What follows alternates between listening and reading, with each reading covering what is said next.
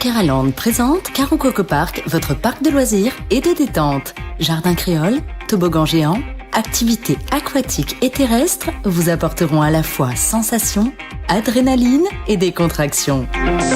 Régalez-vous dans son restaurant, le Coco Blue, ou dans l'un de ses snacks. Partagez des émotions fortes dans la zone de jeu Coco Game, où Escape Game, réalité virtuelle et maison de la peur vous offre un 3 en 1. Fêtez vos meilleurs événements avec Karo Coco Recept dans nos espaces privés lounge. Séjournez chez Karo Coco Lodge, des hébergements de charme, proches de la plage ou du spa. Karaland, le cœur de tous vos loisirs.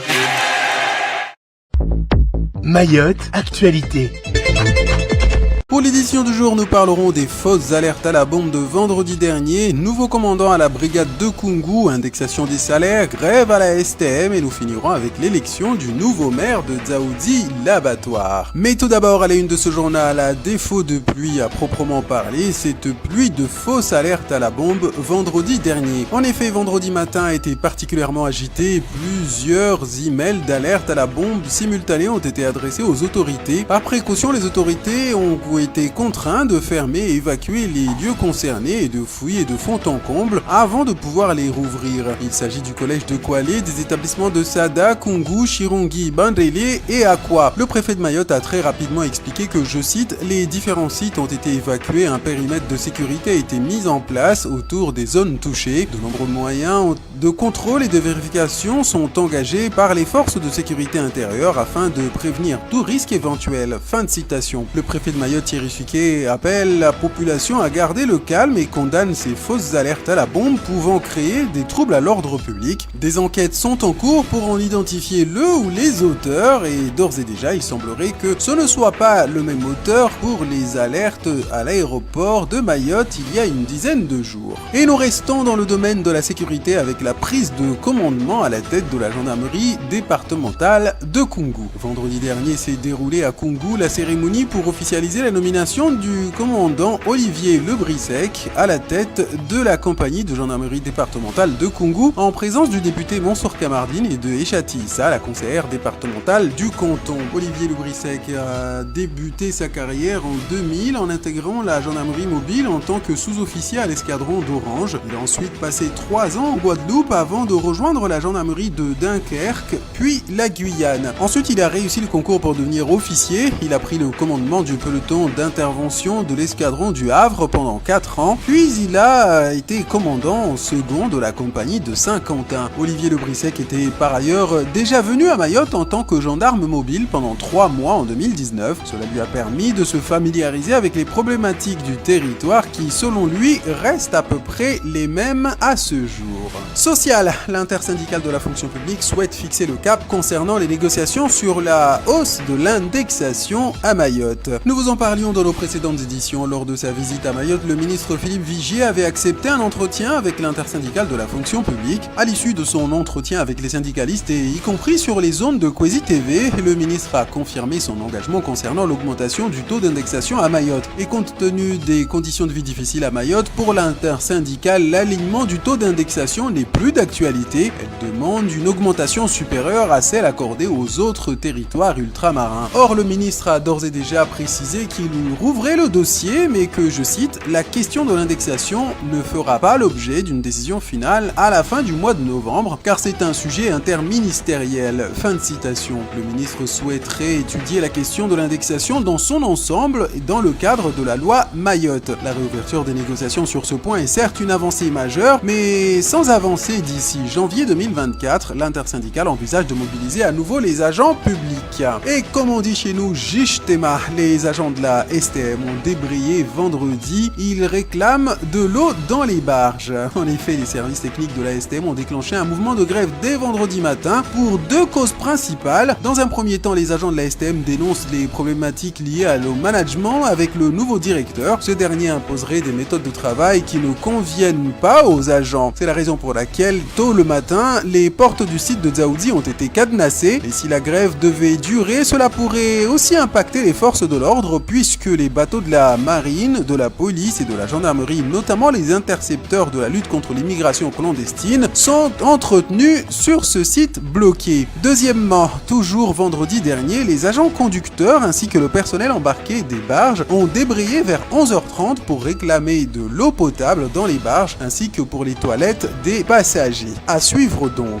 Je vous propose de clôturer cette édition en politique. Samedi matin a eu lieu à la mairie de Dzaoudzi l'Abattoir l'élection du nouveau maire. En effet, conformément à la loi sur le cumul des mandats, Saïd Omar Wali ne pouvait pas cumuler les fonctions de chef de l'exécutif local avec sa nouvelle fonction de sénateur. D'où la nouvelle élection du maire qui a eu lieu samedi matin. En début de matinée, 2 candidats étaient en lice. Mikidash Oumadi, qui est le partenaire politique de Saïd Omar Wali depuis près de 22 ans, et Zaoudiati Soumaïla. Mais cette dernière a rapidement retiré sa candidature. Mikidashi Oumadi a ainsi été élu à l'unanimité maire de Dzaoudzi l'Abattoir. Les premiers mots du nouveau maire ont été les suivants, je cite: c'est un signe de confiance de la majorité et de l'opposition. Cette confiance m'engage. Je veux prouver qu'ils ont bien fait de me choisir pour veiller à la destinée de cette ville. Fin de citation. La liste des adjoints a également été élue à l'unanimité. Décidément, à Dzaoudzi l'Abattoir, rien ne se fait comme ailleurs. Très ému, Saïd Omar Wali a rappelé que, je cite, il n'y a pas que de la trahison en politique, il y a de la fidélité. Dzaoudzi l'Abattoir le démontre. Pendant les 3 premières années du mandat, nous n'avons jamais été fermés à l'opposition. Nous avons toujours travaillé avec beaucoup d'ouverture. Et vous voyez aujourd'hui qu'il n'y a plus d'opposition à Dzaoudzi l'Abattoir. Seul l'intérêt général prime. Je voulais vous dire que cette nuit, un énorme kwassa avait été intercepté. Il avait à son bord 77 personnes. Vous vous rendez compte? 77 personnes, tous originaires de Madagascar et de l'Afrique de l'Est. En provenance... Alors, je ne sais pas s'il était en provenance d'Anjouan ou en provenance de Madagascar. J'ai plutôt tendance à penser de Madagascar. 77 personnes, c'est des embarcations qui sont assez importantes, qui ne sont pas comme les kwassas habituels. En tout cas, 77 personnes, c'est énorme. Et ce qui veut dire aussi que les tensions, peut-être politiques à Madagascar, en ce moment, accélèrent les départs. Hein. Tout à fait. Le risque, il est toujours là et... je pense que les autorités doivent rester en tout cas assez très vigilants par rapport à cette situation-là. Et c'est vrai qu'avec la différence que l'on a avec les Comores, c'est que il est beaucoup plus facile en tout cas d'intercepter en tout cas les kwassas venant de Madagascar. Moi, je me rappelle que par exemple sur l'île de la Réunion, quand il y avait un bateau qui quittait Sri Lanka, ils étaient à 2-3 jours de mer de la Réunion. Ils savaient, ils disaient bon voilà, là on a un chalutier qui arrive. C'est vrai que le fait qu'on intercepte un bateau de Madagascar venant sur les côtes mahoraises, qu'on l'intercepte vraiment à quelques kilomètres de Mayotte, je trouve ça quand même un peu inquiétant. Et j'espère en tout cas qu'on va pouvoir y remédier, parce que comme vous le dites, si la situation se détériore encore plus à Madagascar dans les 15 jours pendant les élections, c'est sûr qu'on va avoir des départs, et là il faut vraiment être très vigilant. C'est une vigilance plus qu'il faut avoir en tout cas envers ces pays, puisque il y a des élections qui se jouent, je pense à Madame, et je pense un peu plus tard aux Comores, et donc du coup il faut effectivement regarder. Et moi ce que je salue, c'est que les bateaux sont en mer et font le travail et interceptent les clandestins, donc c'est une bonne chose. Autre sujet, hier en fin d'après-midi, Météo France a émis une alerte jaune, donc une alerte vigilance pour des orages et des fortes pluies. Et d'ailleurs, peu de temps après l'émission de cette alerte, à Mamoudzou en tout cas, il s'est mis à pleuvoir pendant un bon petit moment. L'alerte court à partir de minuit, il y a quelques heures, jusqu'à ce midi. Pour l'instant, en tout cas, sur Mamoudzou, ce matin, il y a eu de la pluie un petit peu cette nuit. Hein, un petit peu c'est mouillé. C'était mouillé ce matin, oui. Il n'y a pas de déchaînement des nuages. J'espère qu'ils se déchaînent au-dessus de Dzoumogné et de Combani. Exactement, puisque c'est là qu'on attend la pluie, n'est-ce pas? Oui, tout à fait. En tout cas, soyez prudents, et en même temps, regardez cette information qui est quand même... plus 35 au mois de novembre en Europe enregistré. encore un nouveau record qui n'avait jamais été enregistré à cette période. Est-ce que l'on a durablement déréglé le climat? Parce que c'est pareil, la saison des pluies est en train d'arriver. Première pluie, on a déjà eu une alerte, vigilance, forte orage et forte pluie. Est-ce qu'on a durablement déréglé le climat? Est-ce qu'on n'a pas foutu en l'air notre planète? Alors, foutu ou pas, ça c'est... je pourrais pas répondre à la question, mais il faudrait qu'on puisse y réfléchir. Mais il y a un dérèglement climatique, oui, ça c'est sûr.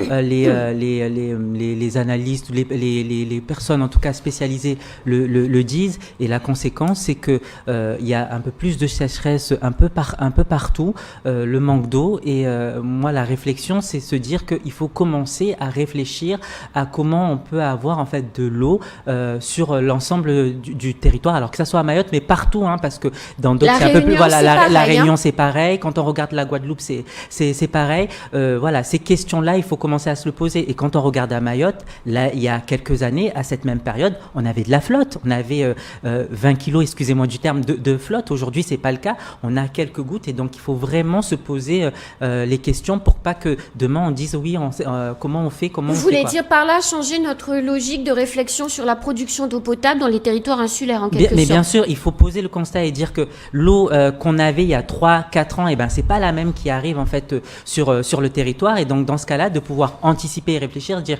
on va avoir besoin d'eau, comment on fait pour pouvoir continuer en fait à avoir de l'eau tout le temps pour pas en manquer, parce que c'est ce qui nous arrive là aujourd'hui où on galère. Moi, je me rappelle en tout cas de mon enfance sur Mamoudzou. Tous les matins, on avait de la rosée, en tout cas sur les plantes. On avait des périodes où on avait de la brume aussi. On se levait, on ne voyait pas à 5 mètres parce qu'on avait énormément de brume. On avait aussi une énorme diversité d'insectes.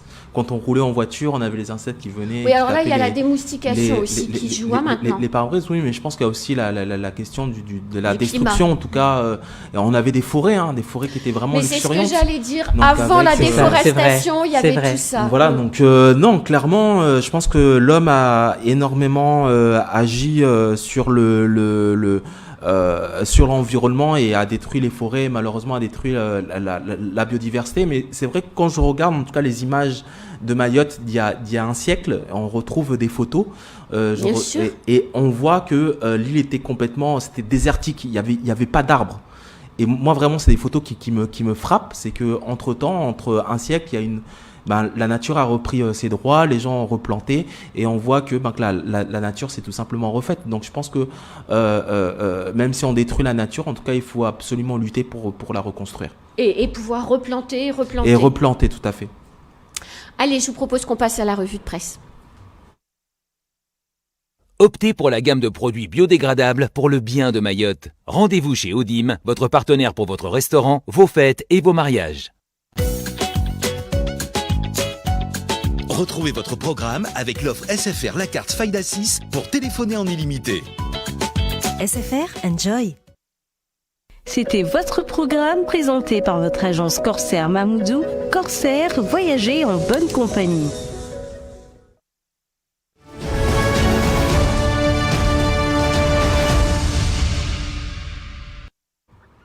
Grand jour aujourd'hui pour Gérald Darmanin, puisqu'effectivement la loi immigration est présentée au Sénat, son examen commence.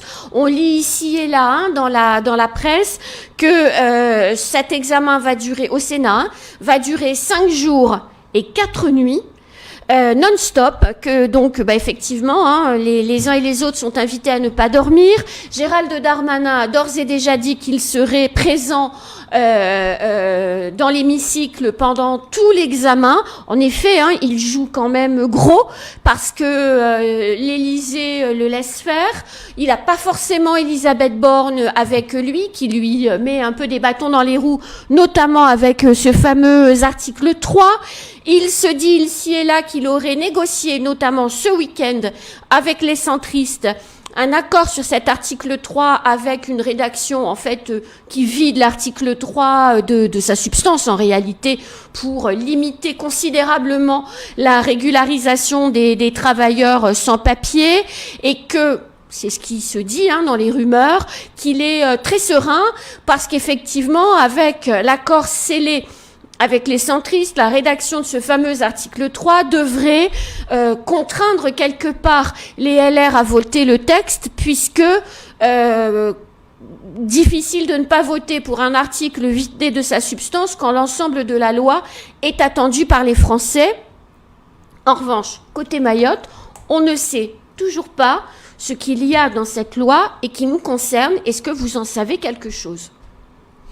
Écoutez, moi je pense déjà que ça va commencer au Sénat. Déjà, il y a M. Tani et M. S2O qui devront en tout cas travailler dur. On verra ce qu'ils vont annoncer, en tout cas le poids qu'ils vont avoir déjà au sein de leur groupe et le poids qu'ils vont avoir au sein du Sénat pour voir est-ce qu'ils vont pouvoir sortir des amendements pour Mayotte. Sur savoir est-ce qu'il va avoir des partis, en tout cas sur Mayotte. Estelle fait un énorme lobbying, Estelle Youssoufa, elle fait un énorme lobbying pour qu'il puisse avoir en tout cas une partie Mayotte, parce que on ne croit pas tellement la question de la projet de loi Mayotte. La partie qui est travaillée ici par le conseil départemental, on multiplie les canaux pour pouvoir avoir des chances qu'il y ait des choses pour Mayotte. Donc et Estelle va déposer en tout cas des amendements quand ça passera en tout cas à l'Assemblée nationale. Sur la question de Darmanin, écoutez, moi je pense que ça va pas tellement être un calvaire pour lui, il a quand même une très grosse, il est très politisé, Darmanin. Il a été très longtemps, il a été très longtemps maire, mais il a été aussi parlementaire, il a été député. C'est un milieu qu'il connaît très bien, et puis on le voit. Il a été assistant parlementaire également, donc assistant il connaît parlementaire, par cœur donc les arcanes de l'Assemblée nationale et du Sénat. Au sein du parti LR, qui est très formateur, mais il a aussi toutes ses connaissances. Au sein de bien au-delà des LR. Voilà, et bien au-delà des LR, bien sûr, avec les centristes. Donc là, on voit qu'il a réussi quand même à avoir quelques négociations. Donc pour lui, là où il joue extrêmement gros, c'est que il souhaite être en tout cas un ministre de consensus. C'est-à-dire à faire voter sa loi sans faire passer le 49.3. Alors il a quand même quelques cartes à son actif. Donc on disait son expérience en tant qu'ancien parlementaire et en tant qu'ancien assistant parlementaire, mais aussi parce que le Sénat est globalement à droite. Globalement, le Sénat il est à droite. On a toute la classe politique, même de gauche, qui sont quand même plutôt pour une réforme, en tout cas un peu plus dure de la question de l'immigration. Et on a aussi l'opinion publique qui est pour une répression, en tout cas. Il y a 70%, je regardais les sondages, 70% de la population qui est plutôt pour... c'est 80 les chiffres d'hier. 80, oui. Donc il a quand même une grosse partie. Je pense que le gros hic, en tout cas, c'est chez lui au niveau des députés, où on a une fronde des députés de gauche qui de la Renaissance qui dit qu'ils veulent absolument maintenir le 49.3. Donc lui, il peut faire fi en tout cas de cette partie-là, parce que globalement les députés Renaissance sont plutôt disciplinés. Donc au mieux, il pourrait avoir Renaissance, une partie de la droite, une partie de Lyotte, et puis le RN qui s'absente. Ça aide à faire passer. Ça aide à faire passer. Et puis la France insoumise, oui, bien sûr, se rend compte, mais comme ils sont minoritaires. Donc normalement, ça devrait pas être trop difficile, mais bon, de la politique, si c'était mathématique, on l'en saurait tout d'avance. Moi, je le regarde avec les yeux qui brillent, Christophe, vraiment, parce que... Pourquoi ? Vous êtes amoureuse ? Aussi. Non, je ne veux pas avoir de problème. Non, mais je trouve qu'il a parfaitement résumé la situation. Comme un futur macroniste, il a dit les choses. Il a parlé en tout cas posément de l'action de Gérald Darmanin. Moi, je n'ai pas grand-chose à rajouter. Si je dois rajouter quelque chose plutôt sur le pan Mayotte et effectivement sur nos sénateurs, ça va être la grande première pour le sénateur S2O, 5 jours, 4 nuits.